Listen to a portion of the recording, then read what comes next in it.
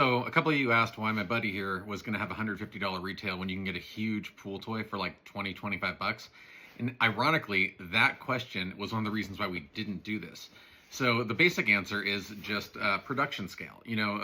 A big pool toy company makes 10,000 of something. They're getting a lot better deal than a small collectibles company who wants to make 3 to 500 of something. Also, a lot of pool toys, the big ones, they're like pizza, ice cream. There's no licensing fees. Also, those are like 4 or 5 panels, like where this is 30 something.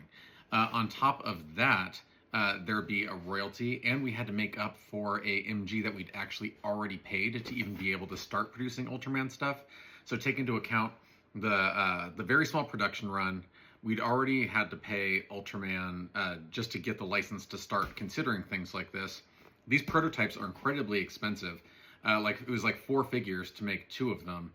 And then we have things like shipping overseas, and also with stuff like this. We had a very low return rate, but with an inflatable, we have to buy a bunch because there's going to obviously be a much higher return rate. So we buy a bunch of extra that we can't sell. We just have to wait for returns. So hopefully that gives you some idea. I actually have to deflate this guy because he keeps freaking my wife out when she walks out in the middle of the night. But let me know if you have any more questions about this or any other projects.